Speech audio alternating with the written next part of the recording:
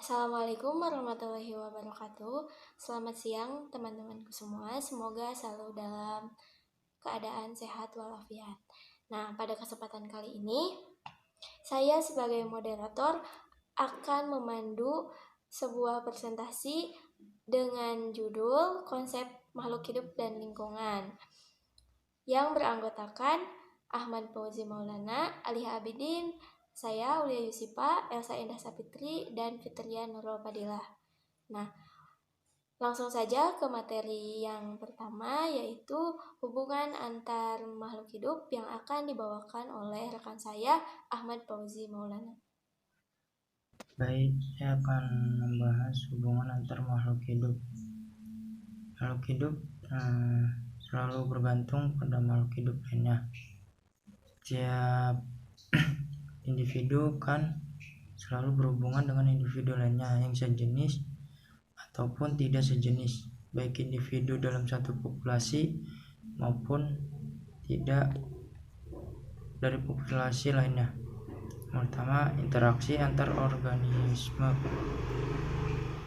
Simbiosis adalah hubungan antara dua organisme yang hidup bersama di dalam hubungan yang erat. Hubungan simbiosis dapat dibedakan menjadi 3 macam. Yang pertama, simbiosis mutualisme, 2, simbiosis komensalisme, 3, simbiosis paratisme. Kedua, interaksi antar populasi. Contohnya, interaksi antara populasi kambing dengan populasi sapi di padang rumput. Ketiga, interaksi antar komunitas. Cukup kompleks karena tidak hanya melibatkan organisme, tapi juga aliran energi dan makanan. Peristiwa makan dan dimakan antar organisme dalam satu ekosistem membentuk struktur trofik yang bertingkat-tingkat. Terima kasih. Baik, terima kasih. Selanjutnya, hubungan antara makhluk hidup dengan lingkungannya. Nah, biasanya ini tuh disebut dengan ekosistem. Nah, ekosistem dibagi menjadi 2. Ada ekosistem alam dan ekosistem buatan. Ekosistem alam adalah ekosistem yang terbentuk secara alami. Misalnya, danau, sungai, laut, padang rumput, padang pasir, dan hutan. Nah, pada ekosistem buatan, yaitu ekosistem yang sengaja dibuat oleh manusia, misalnya sawah, ladang, kolam, bendungan, dan akuarium. Nah, pada komponen-komponen dalam ekosistem terdiri atas 2 komponen utama, yaitu ada komponen abiotik dan komponen biotik. Komponen abiotik yaitu terdiri dari makhluk tak hidup dan benda mati, yaitu ada tanah, air, udara, cahaya matahari, suhu atau temperatur. Lalu yang selanjutnya ada komponen biotik. Komponen biotik adalah komponen ekosistem yang terdiri dari makhluk hidup yang meliputi tumbuhan, hewan, dan manusia. Nah, berdasarkan perannya, komponen biotik dalam ekosistem dibedakan menjadi 4, yaitu ada produsen, konsumen, dekomposer, dan detrivora. Nah, produsen adalah organisme yang dapat menyusun senyawa organik yang mengandung bahan kehidupan dan dari bahan anorganik yang tidak mengandung dari bahan kehidupan. Nah, yang termasuk kelompok ini meliputi tumbuhan hijau, beberapa jenis bakteri, dan ganggang biru. Lalu konsumen meliputi organisme yang tidak mampu membuat zat makanan sendiri dan untuk memenuhi kebutuhan makanannya bergantung pada organisme lain. Organisme ini disebut juga organisme heterotrof, yaitu ada manusia, hewan, jamur, dan mikroba. Lalu yang terakhir ada detrivora, adalah organisme yang memakan partikel-partikel organik atau detritus. Detritus merupakan hancuran jaringan hewan atau tumbuhan yang melapuk. Yang termasuk golongan ini adalah cacing, tanah, siput, lipan, keluing, dan tripang. Lalu ada rantai makanan. Rantai makanan adalah hubungan yang menggambarkan peristiwa makan-memakan antara makhluk hidup. Nah, kalau jaring-jaring makanan adalah rantai makanan dan apa yang dimakan spesies dalam sistem ekologi. Nah, jaring makanan juga dikenal dengan sistem sumber daya. Nah, secara alami, makhluk hidup memakan lebih dari satu variasi makanan. Terima kasih. Baik, di sini saya akan menjelaskan tentang adaptasi makhluk hidup terhadap lingkungannya. Makhluk hidup beradaptasi terhadap lingkungannya melalui adaptasi morfologi, adaptasi fisiologi, atau adaptasi perilaku. Yang pertama ada adaptasi morfologi. Adaptasi morfologi merupakan penyesuaian bentuk tubuh untuk kelangsungan hidupnya. Contohnya ada contoh adaptasi morfologi antara lain yang pertama ada gigi-gigi khusus. Gigi khusus ini terdapat pada hewan karnivora atau pemakan daging yang beradaptasi menjadi 4 gigi taring besar dan runcing untuk menangkap mangsa. Selain itu juga terdapat gigi geraham dengan ujung memotong yang tajam untuk mencabik mangsanya. Yang kedua ada moncong. Moncong ini hewan pemakan semut, adalah hewan menyusui yang hidup di hutan Amerika Tengah atau Selatan. Hewan ini mempunyai moncong panjang dengan ujung berupa lubang kecil untuk menghisap semut dari sarangnya.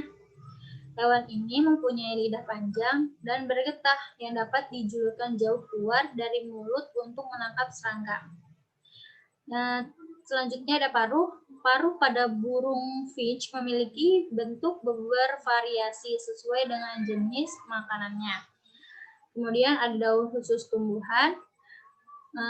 Tumbuhan penangkap serangga, misalnya tumbuhan penangkap lalat, memiliki daun berhelai ganda dengan tepi bergerigi. Lalat yang hinggap akan tertangkap pada ruang di antara helaian daun. Yang terakhir ada akar. Akar ini tumbuhan gurun memiliki akar yang kuat dan panjang yang berfungsi untuk menyerap air yang terdapat jauh di dalam tanah. Tumbuhan bakau memiliki akar nafas untuk mengambil oksigen dari udara. Kemudian yang kedua, selain adaptasi morfologi ada juga adaptasi fisiologi. Adaptasi fisiologi merupakan penyesuaian fungsi fisiologi tubuh untuk mempertahankan kehidupannya. Contohnya seperti yang pertama kelenjar bau. Kelenjar bau itu terdapat pada musang. Musang dapat mengekspresikan bau busuk dengan cara menyemprotkan cairan yang berfungsi untuk menghindarkan diri dari musuhnya. Kemudian ada kantung tinta. Kantung tinta ini terdapat pada cumi-cumi dan gurita yang memiliki kantong tinta yang berisi cairan hitam. Jika musuh datang, tinta disemprotkan ke dalam air sekitarnya sehingga musuh tidak dapat melihat keberadaan cumi-cumi dan gurita. Dan terakhir ada perubahan warna pada bunglon. Bunglon dapat mengubah warna kulit sesuai dengan lingkungannya.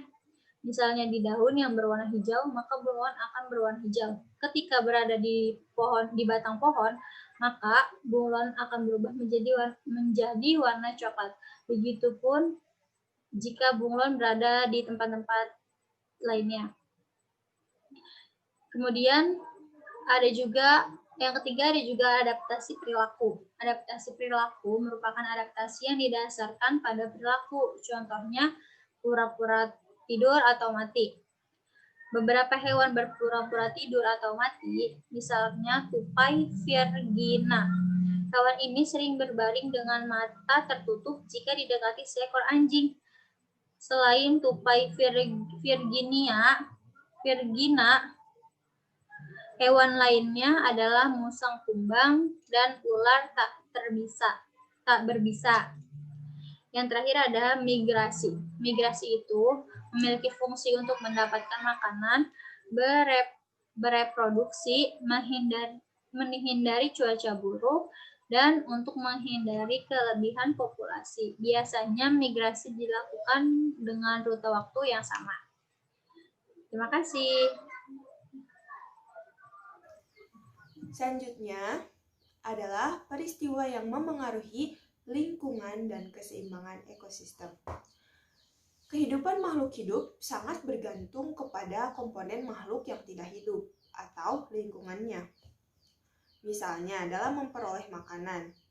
Makhluk hidup memperoleh makanan dari alam dan penyebarannya pun bergantung kepada toleransinya terhadap lingkungan. Aktivitas makhluk hidup atau komponen biotik juga mempengaruhi lingkungan fisik atau komponen abiotik. Nah, peristiwa yang mempengaruhi keseimbangan lingkungan atau keseimbangan ekosistem ada dua faktor. Yang pertama adalah faktor alamiah. Faktor alamiah adalah suatu penyebab ekosistem yang murni karena sebab alam. Nah, misalnya itu gempa bumi, kebakaran hutan akibat cuaca panas, tsunami, dan lain-lain. Yang selanjutnya adalah faktor manusia. Seperti yang kita ketahui, dalam kehidupan ini manusia tidak terlepas dari aktivitas.